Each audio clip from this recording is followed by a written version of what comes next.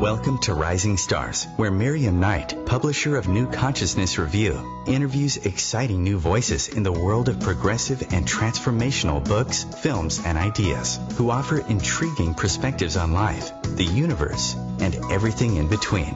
Join us as we celebrate the conscious awakening and explore many expressions of consciousness in action.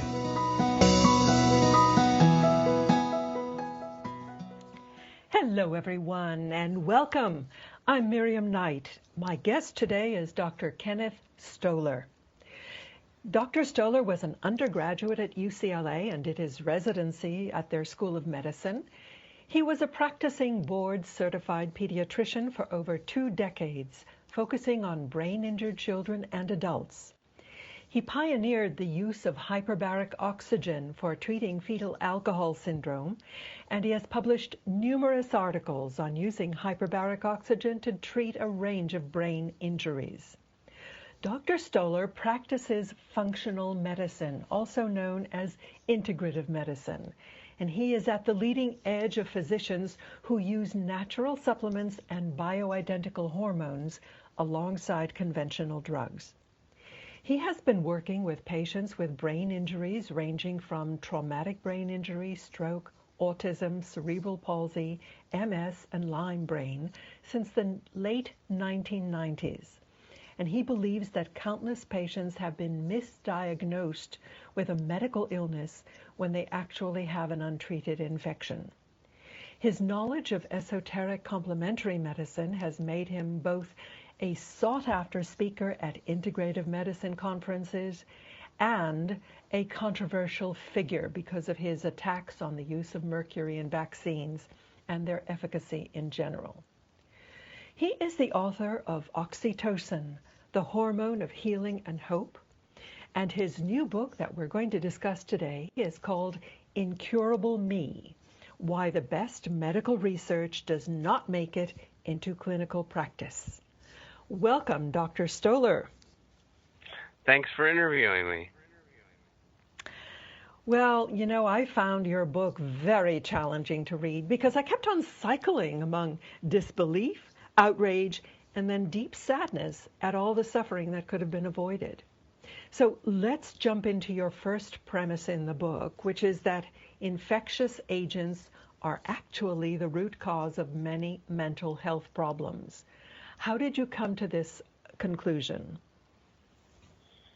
Well, it's easy to come to that conclusion if you actually read the medical literature and see the association. And I guess the question is not why would one be surprised about this, but why nothing is being done about it.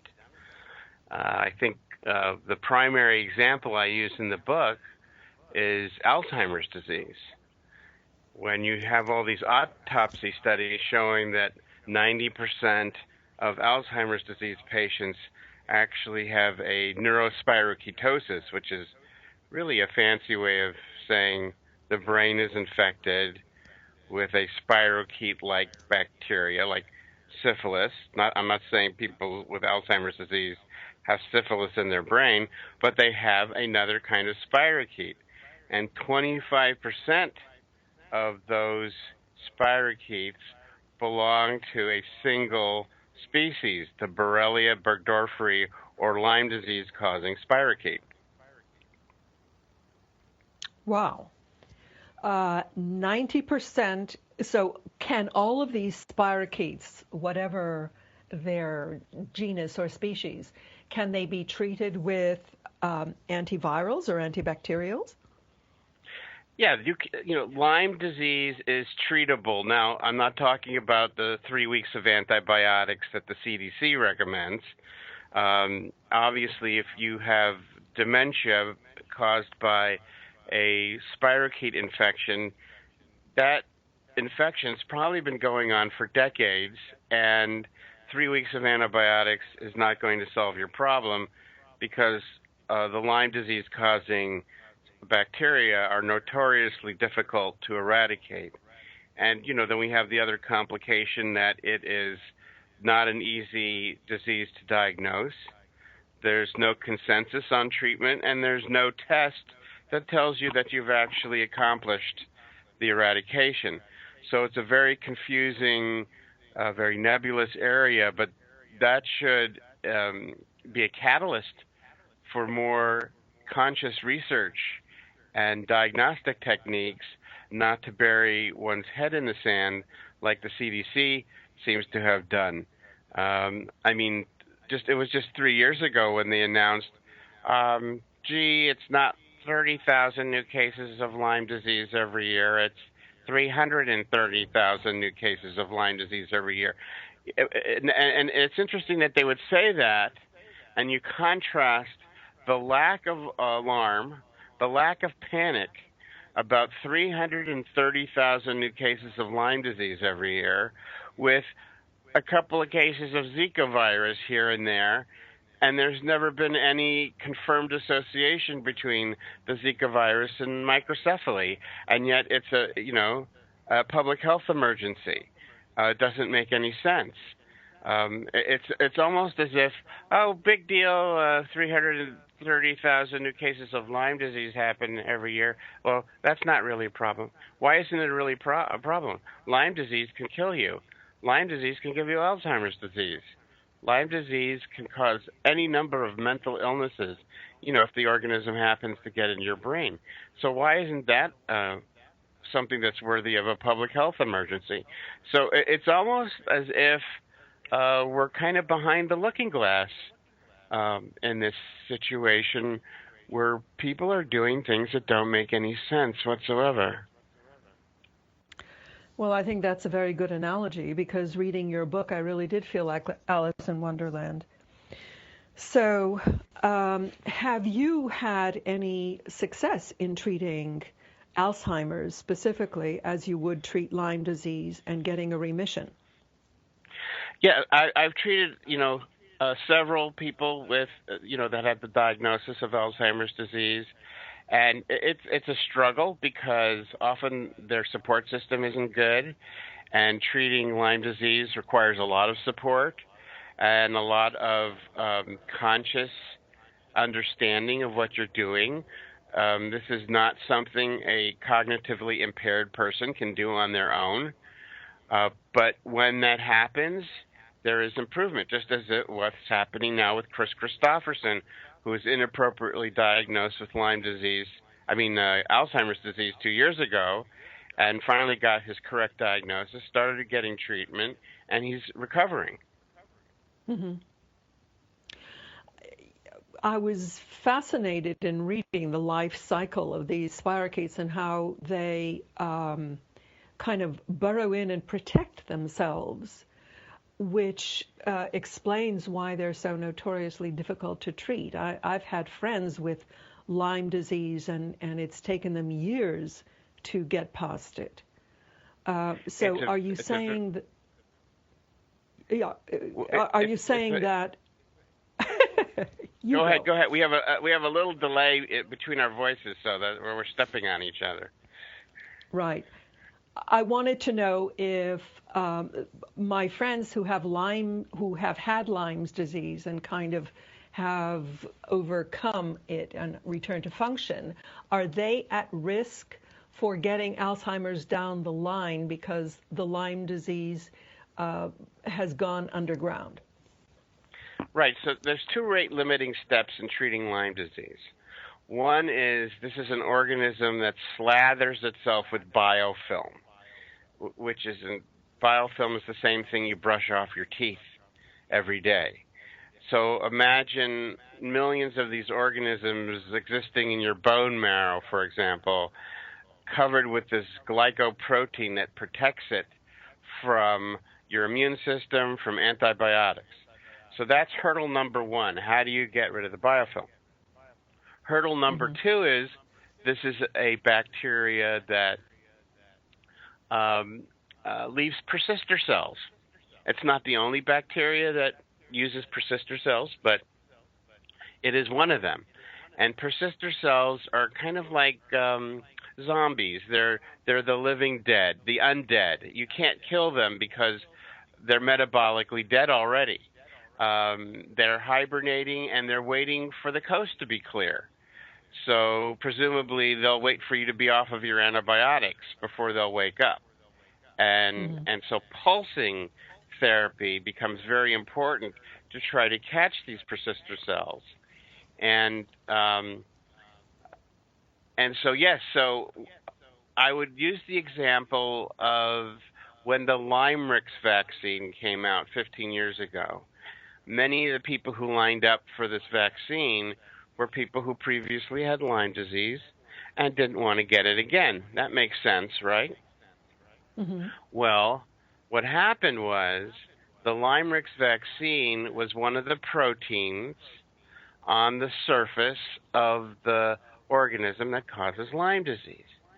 And when they injected that protein into people who previously had Lyme disease, what they found was that it reactivated their sleeping infections. So they were not symptomatic. They had persister cells, and when the persister cells detected the fact that there seemed to be an ongoing infection in the body, they woke up because why not wake up? The coast must be clear because we're detecting this particular surface antigen in this person's blood. So it's a very sophisticated organism, and it's quite difficult to eradicate. And I can never tell one of my patients they have eradication because there's no test that confirms that. You're always in remission. Vigilant remission is what I call it for my patients.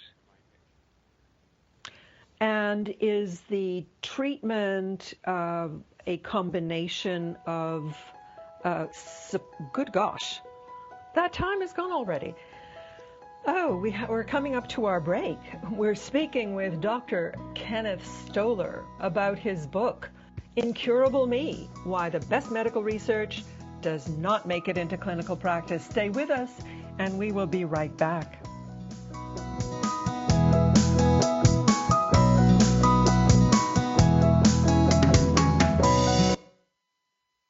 Your conscious lifestyle on steroids. OMTimes Radio. IOM FM. As difficult as it is to believe, there are places in Africa where human traffickers sell albino children and their body parts for use in magic rituals. Humanity Healing International is actively working in Uganda to change this paradigm. The Albino Rescue Project finds albino children who are at risk and places them in safe schools and environments where they can learn and grow free from fear. To learn more or to sponsor a child, visit humanityhealing.org. Humanity Healing is where your heart is. Hi everyone, this is Shay Parker, the host of Best of the Best, which airs live right here on IOM Radio every Tuesday night at 8 p.m. Eastern and 5 p.m. Pacific. I'm super excited to bring you expert guest hosts, spiritual discussions, free psychic readings, and so much more. I can promise that you will not want to miss this one-of-a-kind, fun, yet touching, down-to-earth show. Join us every Tuesday night at 8 p.m. Eastern, 9 p.m. Pacific on OTR-FM. This is Shay Parker, and I can't wait to see you there. Mother, Mother Ocean. Hi, I'm Jimmy Buffett. West Indian manatees are one of the most unique animals on Earth, and we're still finding out so many new things about them. But manatees are endangered, and many of them are killed or injured each year because of watercraft collisions or other human activities. You can help save these gentle marine mammals. For free tips on what you can do, call Save the Manatee Club at 1-800-432-JOIN. Thank you.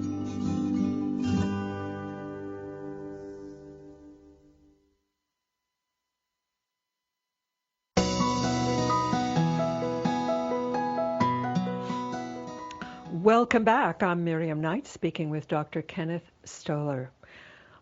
Just before the break, we were talking about the treatment of Lyme disease, the difficulty of treatment of Lyme disease. And I was asking about the use of supportive therapies alongside the antibiotic regimen, the pulsed antibiotic regimen. How important and what kind of supportive therapies do you use? Well, I use there's several that I've found that are actually helpful. And you have to understand that, if you've had this infection for years and years, your immune system may be quite discombobulated. So that means now you have problems detoxifying, pesticides and heavy metals, so your body's compromised in that area. So there's a lot of ancillary instructions that go with treating a Lyme disease patient to help them improve their detoxification abilities, to heal their guts, to just bring their ability to have a higher sense of wellness forward, because when you treat this organism, you can get exacerbations of the very symptoms that it was giving you. So it's sometimes very problematic to treat if this infection has given you schizoaffective disorder. Your symptoms are going to be increased schizoaffective symptoms. And you can imagine pushing somebody into schizophrenia is not what, you don't want the cure to be worse than the infection itself. Mm-hmm. So it would be best for a lot of patients if they could be admitted to a Lyme hospital. But there is no Lyme hospital. There's no Betty Ford Lyme Center where you can park yourself for a few weeks while you get over the worst of the die-off symptoms from this organism. And not everyone has a problem getting rid of it. Not everyone has, some people just, their symptoms improve right away. There's no die-off, there's no getting worse first. But the whole spectrum from not noticing anything improving in your body because you don't feel sick to begin with, because most people with Lyme disease are not sick, just like tuberculosis. 90% of people with tuberculosis are asymptomatic, and I can't say that's 90% of Lyme patients, but it's a high number, because when you take that figure that I gave you in the first part of the show, 330,000 new cases of Lyme disease every year, and let's say that's conservative, that it could be much higher than that, and you add that, let's say, over 2 or 3 decades, what is 330,000 new cases every year over 2 or 3 decades? And you're realizing you're dealing with millions upon millions of Americans. But it's not just Americans. This is a global pandemic. So there's areas of India that have been studied where the adult population has antibodies to this organism at 18%. Well, do you know what 18% of the Indian population is? I mean, I can tell you what it is in the United States. It's 50 million people. Mm-hmm.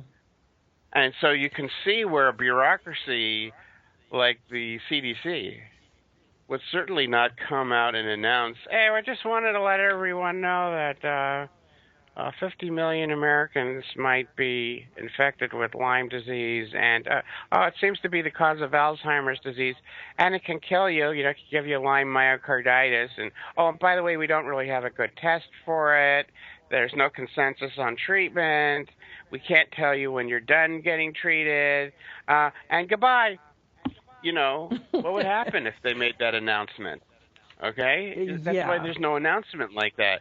Now if there was a pharmaceutical company that could sell a vaccine for it, that would be a different story. They'd be glad to scare you then, because they're going to get paid off by the pharmaceutical company to scare people into getting their vaccine.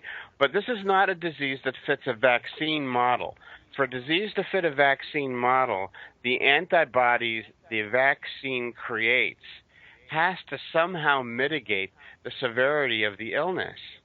Well, it doesn't matter how many antibodies you have to Lyme disease, you're not getting rid of it. Why is there no vaccine for syphilis? Doesn't matter how many antibodies you have to syphilis, you're not getting rid of it without penicillin. So, but that's where the money is. The money is in vaccines. And so for the last 30 years, all the research money has gone into creating a vaccine that can never be created for this organism.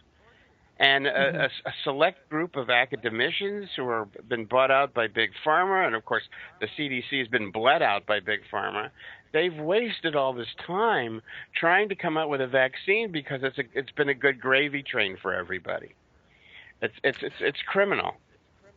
Well, you did mention in your book that there are certain measures that you can take to remove the amyloid plaque that is associated with Alzheimer's. Can you tell us about that? I'm thinking of the turmeric and vitamin D. Right. So, yes. So, nice, healthy vitamin D levels and curcumin, the active ingredient in turmeric, helps deconstruct these amyloid plaques. But, more important than, that little tidbit there is there was research done in 2014 at Rutgers University that found a direct link between the chemical DDE and late-onset Alzheimer's disease. And DDE is one of the two metabolites of DDT. DDT doesn't really degrade very much in the environment. That's, it's one of its problems, just like glyphosate doesn't biologically degrade.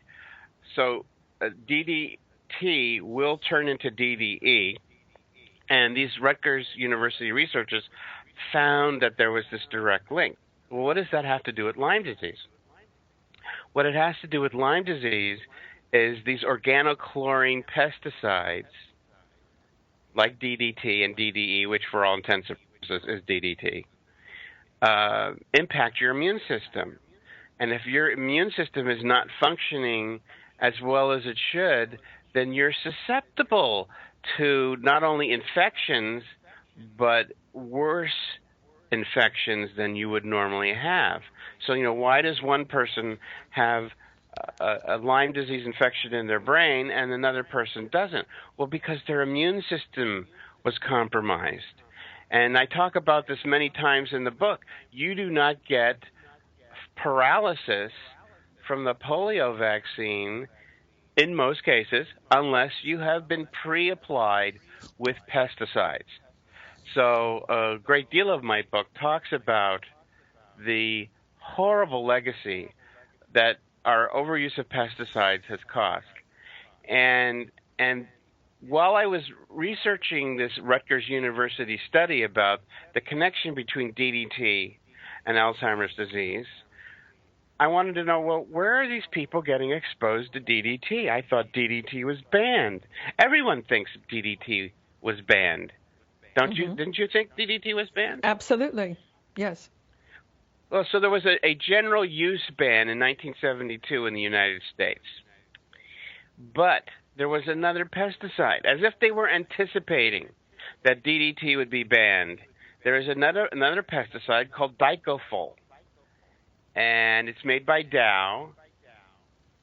This pesticide is identical to DDT, except it has one single hydroxyl group, an alcohol group attached to it, which for the lay audience means the difference between dicofol and DDT is the difference between two identical pigs, but one has beer breath. So for all practical purposes, DDT has not been banned. And in the rest of the World Health Organization, the WHO, has told third world countries, go ahead and use it with abandon because you need to get rid of malaria, even though using DDT to get rid of malaria is not sustainable, causes a lot of collateral damage, including apparently Alzheimer's disease, and it increases cancer. So some people are familiar with this cancer called Burkitt's lymphoma that children in Africa get. And it's been the thinking that, when you have malaria and Epstein-Barr virus, you get this lymphoma. It's not the malaria with the Epstein-Barr virus that gives you cancer. It's the Epstein-Barr virus with the DDT that gives you cancer. But we don't talk about that. And even today, almost 100 years since the beginning of some of the worst polio outbreaks in the United States, we do not understand that it was the overuse of DDT, and before DDT it was lead arsenate pesticides, that in combination with this class of viruses called enteroviruses, that it caused paralysis. So we didn't talk about that because we need DDT. We have to learn how to get along with it. So we ignore it. We ignore this poison.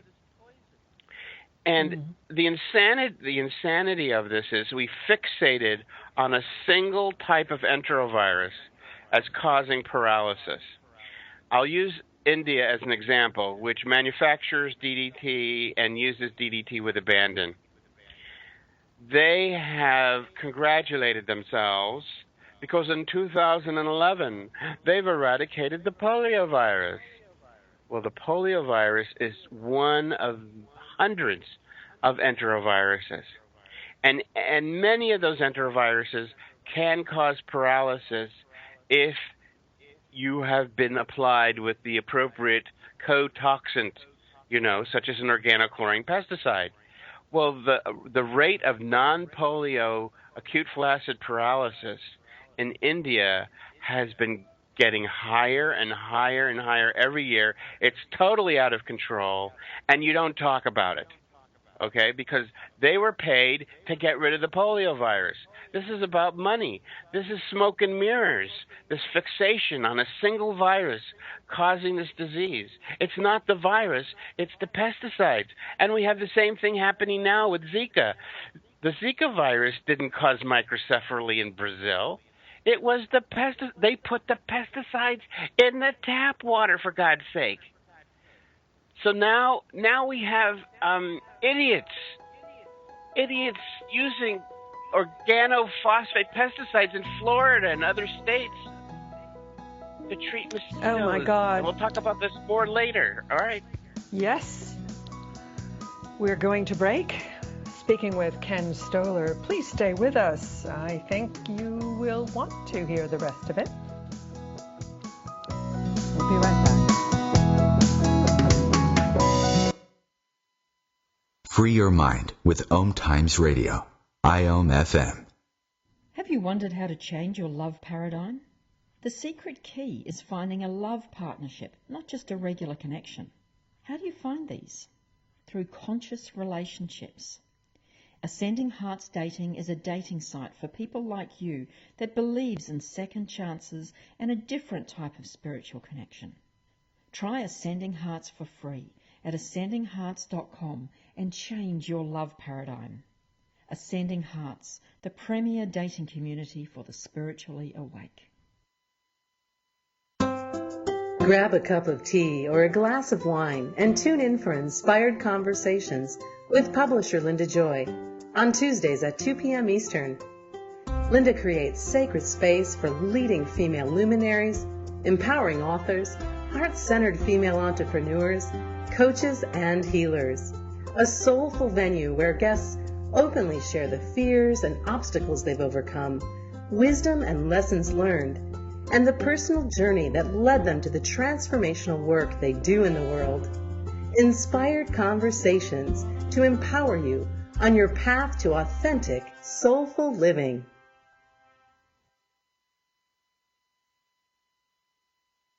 There is no death, only a change of worlds. Chief Seattle. Deborah Livingston is an award-winning intuitive psychic medium whose international services include mediumship, spiritual assessment, animal communication, and spiritual mentoring. She is a published author and a trained shaman. Deborah provides evidential messages from spirit and departed loved ones. Learn more at deblivemedium.com. That's DEBLIV medium.com. Hi, this is Christina Ricci with RAIN. Every 2 minutes, another American is sexually assaulted. If you or someone you know has been sexually assaulted, you are not alone. Help is just a call or click away through the National Sexual Assault Hotline. Please call 1-800-656-HOPE, that's HOPE, or visit RAIN.org, that's RAINN.org.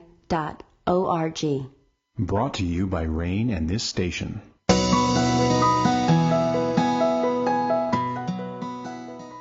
Welcome back. Before the break, you were talking about the polio vaccine, and you have quite a lot of coverage of vaccines in general, the use and abuse. And you did mention that they were a major source of money, income for the pharmaceutical industry. Where do you think we are going wrong with the use of vaccines? Oh, where are we going right is more like it. That would be a shorter conversation. Right before the break, I was talking about the Zika virus, and what's happened in northeastern Brazil is that pregnant women were being vaccinated while they were pregnant with the DTP vaccine, which has documented a history of causing microcephaly if it's given to pregnant women. You combine and DTP is the diphtheria, pertussis, and tetanus vaccine, right? Now you combine that vaccinating a pregnant woman with this vaccine with the fact that they're drinking tap water that's been purposely laced with this larvicide chemical they were using. And is it any wonder why their babies were born deformed? No, it isn't. Because I can tell you there's no microcephaly from the Zika infection in Polynesia. There's no microcephaly from the Zika infection in Colombia. This was essentially a hoax because there are factions within the government, such as the CDC, the World Health Organization. They have to keep feeding themselves to get funded. So there has to be one crisis after another, just like the military-industrial complex needs to create one conflict around the globe after another so it can keep getting fed, it can keep getting funded. So the latest funding scare was that the Zika virus causes microcephaly, which it doesn't. And so the CDC and pharmaceutical companies now need billions of dollars, and what a surprise! There's a vaccine waiting in the wings that's going to solve everyone's problem. It's not going to solve everyone's problem because the virus doesn't cause microcephaly. This is all smoke and mirrors, wealth transfer, and it's criminal. It's absolutely criminal. So now they're spraying the population with organophosphate pesticides. But you are going to see increased cases of microcephaly now, which they'll blame on the virus, when people are getting exposed to more pesticides. It's a self-perpetuating disaster that's going on, and no one's watching these people to see who's, and of course, spraying pesticides on the population, that should be the last thing you do, last resort. How did it become the first resort? Whoa, because, does Governor Rick Scott's wife have something financially to do with the company that's spraying the pesticides? Someone should check into that, right? There's no one checking into this. This is a very sick. We have a very sad situation where corporations have bled out the government, where we essentially have what I think it's called an upside-down oligarchy, and we're being poisoned as a result of it. And illnesses are not getting treated because no one's making money treating those illnesses, and there's a lot of unnecessary suffering. Well, I'd like to ask you, when you went to medical school, you were taught the conventional route of immunizations and so on. And I'm sure the majority of doctors today really would like to cure their patients. Why do you think they are ignorant of the causal connections that you have been bringing to the fore?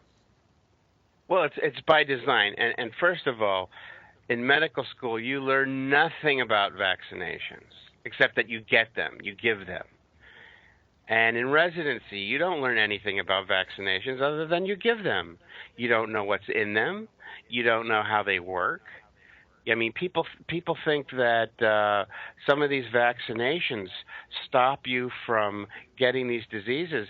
They don't stop you from getting the disease. They may stop you from having some of the symptoms of disease, but you don't necessarily like with the pertussis vaccine. You don't become immune to pertussis, whooping cough. In fact, when you get the vaccine, you can be coughing or spreading that bacteria for 5 weeks after you get that vaccine. So it doesn't make you less communicable. It stops you from, if you get the whooping cough, having these spasms of coughing. So, one of the symptoms. It stops one of the symptoms from happening. So there's a complete lack of understanding of how they work when they work, because they don't always work. So you said in your book, that giving the whooping cough vaccine to people in the household with a new baby is particularly insane. Probably one of the worst things you can do, but that's the current recommendation, because physicians don't really understand how vaccines work. They were purposely not taught how they work. This is a tens of hundreds of billions of dollars cash cow for the pharmaceutical industry. And why are they so protected by the government, you ask? Why isn't somebody doing about this? Well, first of all, the government's in bed with the pharmaceutical companies.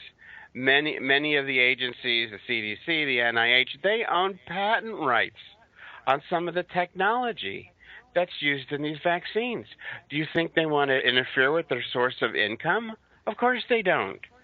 But even worse than that is, I talk about this in the book, how it's, offensive biological warfare research is illegal, but biodefense research is not. Vaccines are biodefense. So under the umbrella of vaccines and biodefense, the United States has probably never stopped offensive biological warfare research. So this is tied into the military-industrial complex, and essentially war is being fought, but it's a war against us. It's not a war against some enemy or some infectious disease enemy. It's against us. You did point out that Lyme, Connecticut, after which Lyme disease was named, was just a few miles from a biological warfare facility?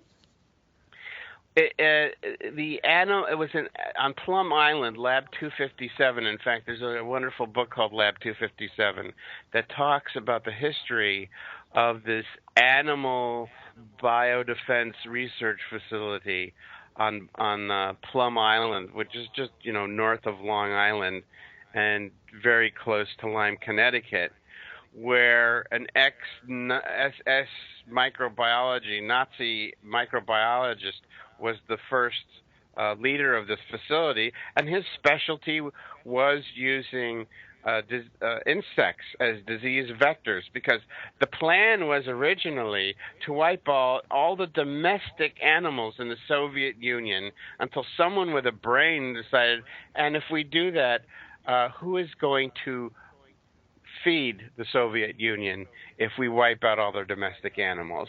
So they decided maybe that wasn't such a good idea. But I'm sure that these ticks and specially bred versions of the Borrelia burgdorferi bacteria were bred and released from Plum Island, either intentionally or unintentionally.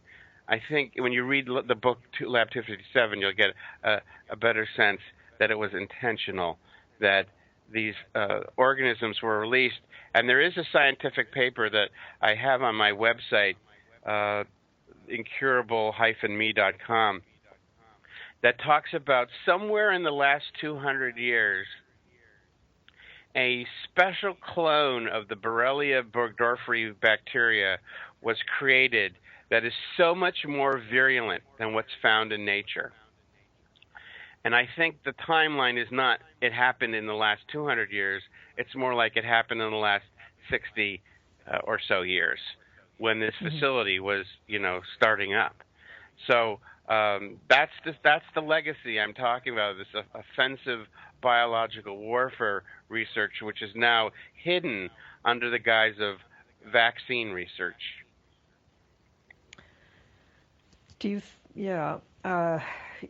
You have some very challenging extrapolations of this. The more charitable explanations could be it's sort of an own goal by mistake. The less charitable explanations go into the territory of conspiracy theory. But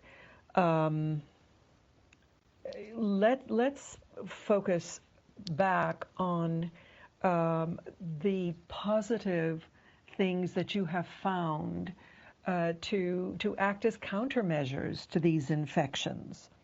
You mentioned something called alinea. What is that? So as much as I come down hard on big pharmaceutical companies, that's how wonderful the level of praises I give to certain pharmaceutical agents, and one of them is a drug called Alinea, which is made by Romark pharmaceutical companies in Florida. And this drug is sold as an antiparasitic drug, and it has activity against many viruses, including the Zika virus. And by the way, Florida State University announced last month that a drug that's an antiparasitic drug, not Alinea, but another one, can eradicate the Zika virus from the human body. Wow. That news, however, is not going to go mainstream. No big pharmaceutical company is going to be making massive profits from a generic drug that's been around for years. No need for the vaccine. And that's where the money is, man. Oh, my God. Okay, well, we'll pick this up when we come back from our final break. We're speaking with Dr. Kenneth Stoller. His book is Incurable Me. His website is incurable-me.com.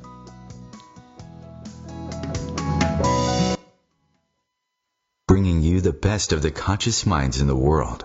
OMTimes Radio, your conscious lifestyle on steroids.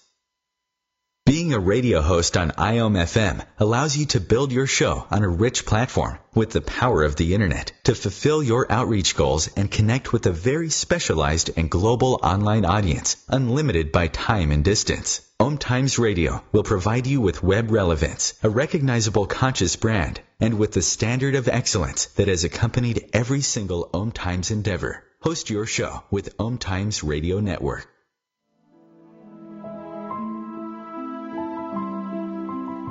Join me, Maggie Chula, on Mondays at noon Eastern for Mastermind with Maggie. Let's work together in a mastermind. We can resolve life's problems and create goals for the future. Build action steps empowering you to create your life in partnership with your divine source of light, your soul. Manifesting your goals can be simple and easy, so come with your problems and leave with a plan. The Akashic Master Teachers and I are waiting to help you.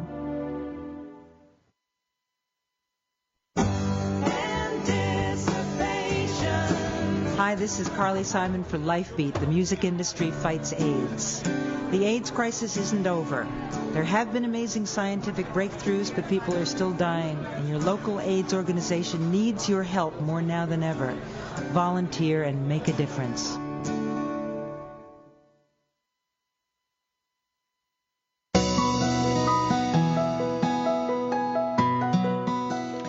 Welcome back.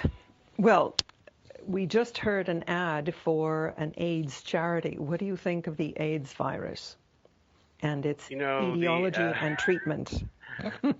Well, as you know from reading my book, I purposely, and I left out any mention about the HIV virus because that would require a book about, in itself, that hornet's nest. But we were talking about Alinea, drug just before the break, and I wanted to, just have closure on that. This is an antiparasitic drug that has strong antiviral and antibacterial properties, and I found a few years ago that it was capable of destroying the biofilm of the Borrelia bacteria. So that at least deals with half of the problem in treating Lyme patients, is to get rid of the biofilm the organism protects itself with. And then that leaves, the issue of the persister cells. But while we were on the break, I just pulled up a article that just came out today in the Journal of the American Medical Association. So it's online as of today, September 14th, 2016. Call to action on neurotoxin exposure in pregnant women and children. And it's a free article so the public can cite it. But it starts out saying, citing an alarming increase in childhood neurodevelopmental disorders such as autism and attention deficit disorders, a group of scientists and health professionals and children health advocates is calling for increased monitoring, assessment, and reduction of neurotoxic chemicals. And I, of course, I applaud that, and I'm glad it's in JAMA, and the article ends with, the fact that physicians in particular have been largely silent about this issue has created a sense that it's not real, and I think they can help shed light on a key importance of this. Well, physicians are silent on this because physicians are not educated about environmental medicine, and that's done by design. Physicians are trained. They're not educated, and they're trained in such a way that they have an incredible bias on treating their patients with patentable medicines. And this was started by the Rockefeller Foundation, who basically took over medical education in this country. And so physicians were deliberately not taught about causalities in many cases. They were not taught about nutrition because this would interfere with the sale of patentable drugs. Why tell somebody to take extra vitamin D when you can sell them something very expensive and make money off of it? So it's like as we started out this conversation, it's almost like we have two realities going at the same time. We have all this wonderful information in the medical literature. We have all these warnings. We're exposing ourselves to too many neurotoxins and pesticides and PCBs and mercury and heavy metal, all this stuff. It's all out there. Congressional hearings have been held about this. In fact, in my book, I have the correspondence I sent to Senator Barbara Boxer in California about this, saying, thank you for holding that wonderful congressional hearing where it was decided that, gee, we have too much autism in this country and it's due to an environmentally triggered problem. But then nothing gets done about it. And do you think that is because of, yes? It's money. It's because of money. You're interfering with other people, corporations' ability to make money. And you don't do this in the United States of corporations. Mm-hmm. But the power is in the public. We have the power to change this. We just have to get educated. We have to teach each other this is what's going on. Not only we, but doctors also.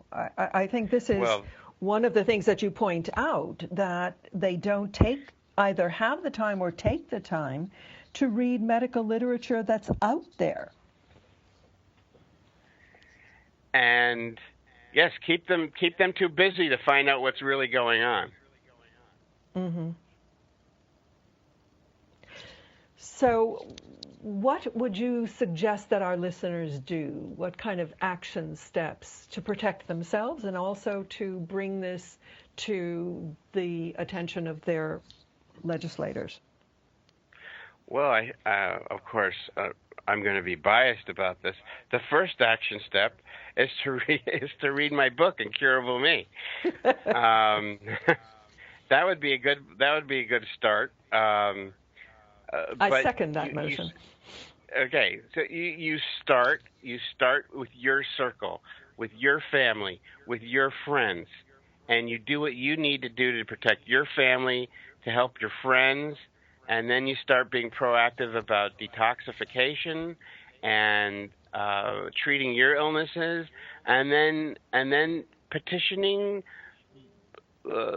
legislators, getting stories in the news media. I mean, why are we drinking fluoridated water? That's another big topic in the book. Fluoride is more toxic than lead. I tell my little patients that if you want to, instead of opening up a lemonade stand, if you opened up a homemade toothpaste stand and sweetened it with that natural good taste of lead, you'd be arrested for poisoning people.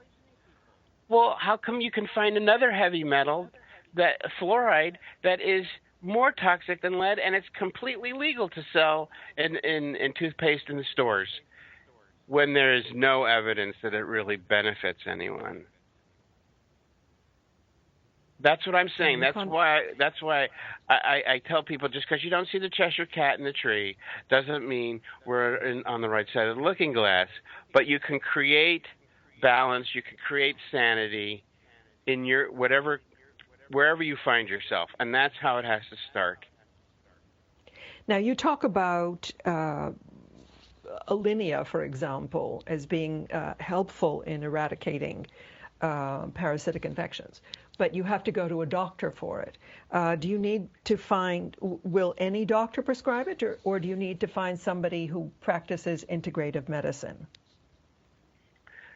Well, physicians are not up to speed on the benefits of Alinea, and many third-party payers won't even cover the drug because of its expense. But there are other ways of obtaining it. I mean, people can get Alinea from overseas at a fraction of the cost in the United States. And in fact, the pharmaceutical company itself has set up a foundation where people whose insurance won't pay for it can get it at a significant discount. But physicians have to find out about this drug. It's not a drug that that's a drug that treats Giardia, right, or cryptospirosis. What do you want it for? You know, they only know what they know, and the pharmaceutical companies have basically control over what physicians think and what they know. So educating physicians, as important as it is probably going to require the most effort and have the least to show for it. It's the public that needs to get educated. And I think the internet has been doing a fairly good job. There are a lot of people who do their research on the internet before they even go to see their doctor, and their doctors don't particularly like it. An open internet is very important. Yes, it's trolled by, people who are hired by various corporations, so it's a potential landmine of disinformation, but you can find the truth thanks to the internet. Wouldn't give it up. An open internet. Let's hope that doesn't get taken away. So, are you optimistic for the awakening of the population? I'm optimistic, but it's not going to happen as soon as I would like. And I say this in the book, that it's going to be 10 years before we realize there's no such thing as Alzheimer's disease, that it's an infection with Borrelia bacteria in conjunction with being poisoned by, various pesticides. That's going to take another 10 years to sink in to everyone's consciousness. And right now there's too much money involved in pretending we don't know what causes it. We know what causes it. Well, we certainly have been seeing people vote with their money in the grocery stores, turning more and more toward organic food and organic farming. Voting with your pocketbook is going to be a very important tool. Please please get Dr. Stoller's book. It's not an easy read. It's heavy in science. It's heavily documented. Your eyes might turn up into the top of your head, but it is important information. And try and influence any medical people in your circles to get a hold of this book and educate themselves. This is not a joke, people. This is our future. And it's looking pretty bleak unless we take our health into our own hands. We're the ones who are most immediately impacted by the pesticides, by the viruses, and for heaven's sakes, educate yourself about vaccinations. Vaccinations for you and your children. Have you, Dr. Stoller, been afraid, actually, for your safety because of your outspoken stance? I am such a little fish in this pond that I'm not worried. Well, let's hope that you create much more information of such value. Dr. Kenneth Stoller, author of Incurable Me, website incurable-me.com. Thank you so much for being with us today. Thank you, Miriam. And thank you for listening, and we'll see you next week. In the meantime, visit my website, ncreview.com, and the new website, happyguide.com. That's HAPIGUIDE.com. You'll be happily surprised. Until next week, I'm Miriam Knight. Thanks for listening. Goodbye.